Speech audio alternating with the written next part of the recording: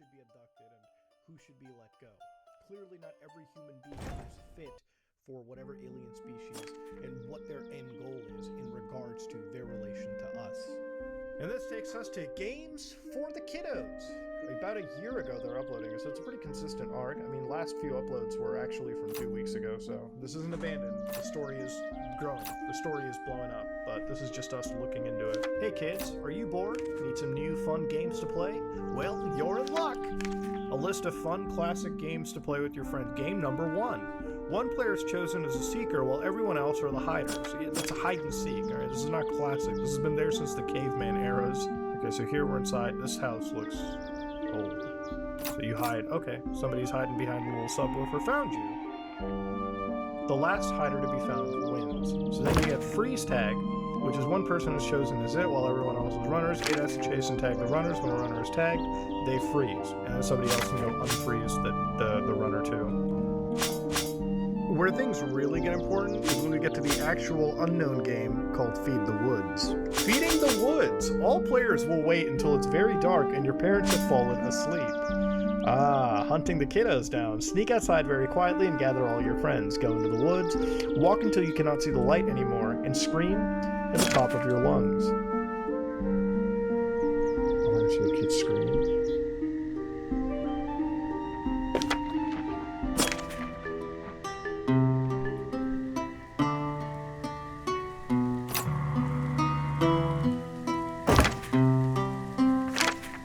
Don't go into this bunker.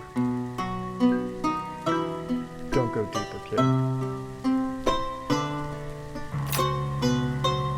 You're gonna do a lot more than cry. That is, so here you can even gauge scale, right? If that's the skinwalkers, that's how tall they are, and those are the eyes that they look at you that we've seen previously. Don't go up there. Well, I mean, at this point, the kid's screwed. Like, let's be honest. You're not surviving.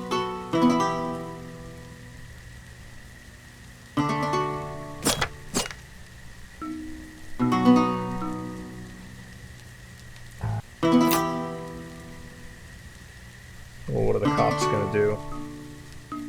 Don't go near the cops. The game ends when the forest is fed. Oh, and the police are gone.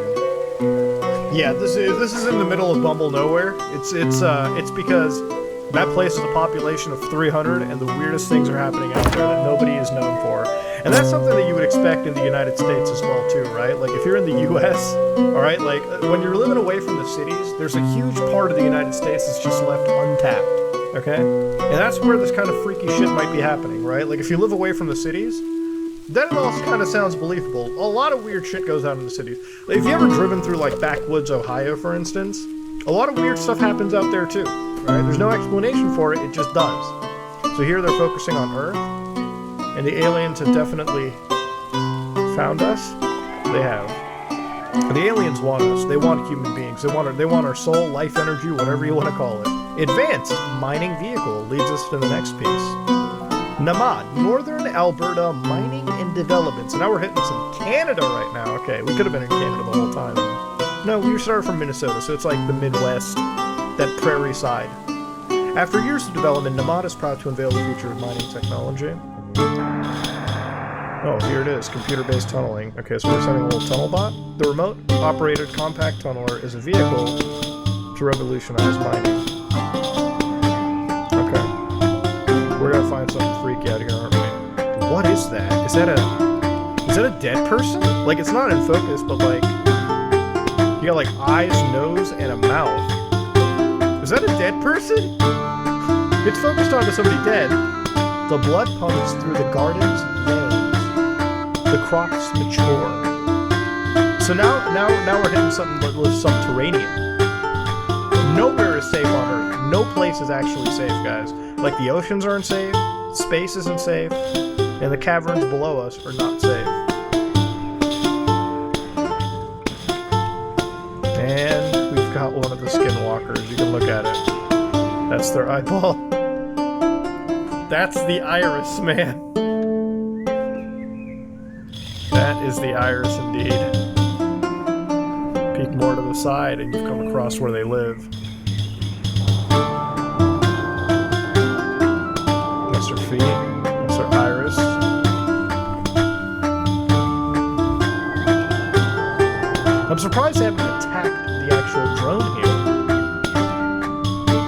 does not attack the actual drone. It's just sort of like moving around, chilling. Now it seems like it's capturing like sort of nested here.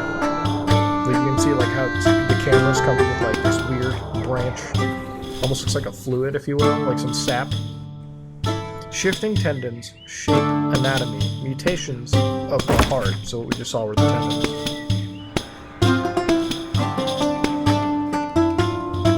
Oh god. Oh, is that where they're breeding the things? Okay. It seems like it seems like I was right. This was in fact a nest, and this is in fact a breeding like hub. Man, why can't our public access be this goddamn cool? So we covered the subterranean area. It's time to look at the deep root. So obviously, at this point, like if we're recapping at this moment, these skinwalkers, which started off as the old wood crawlers, are now appearing to be alien species that live out in space. We've seen tons of stuff from space, shots even from space, where they look at Earth, straight up point to it, kidnapping us. We've got the oceans that have these people living in there, and now they live in the subterranean like caverns below us. So it really seems like over time, a lot of these things have come across, captured our people, or maybe they've been here for a long time. Maybe we're the fucking aliens at this point, you know? Like maybe we're the actual alien species. Maybe this is their world and we just came onto it, you know? So here we've got deep root disease, an educational film. Okay, sections, roots, contractions, bulbs, diagnosis, sprouts. So here we've got roots. Roots begin to form on the underside of the bulb once rooting stage begins. The speed of the growth increases as rooting stage progresses. The base of the root swells as growth continues and the surrounding areas become discolored. Then the roots will continue forming until they come in contact with the bone. Once the contact is made, the roots then spread freely. So how will an individual contract the deep root disease? So remember, these things have to reach your bone in order to wrap you. So somebody's sleeping in their bed, safe and sound. One thing to ascertain from this angle in the bed is it's suspiciously close to another angle where we saw the mannequin only a few videos ago. So clearly it may hint that these mannequins are what initially are used to spread the deep root disease. Or in fact, if they are a vector of transmission, they're just one of many vectors, really. Bulbs. Is that the creature we saw earlier, the non-rendered PS1 polygon? Is that how they get infected? So then these typically appear on normally exposed parts of the bodies, bulbs, if you will, and they're the first visible sign of deep root disease. They can range from 2 centimeters to 10 centimeters across.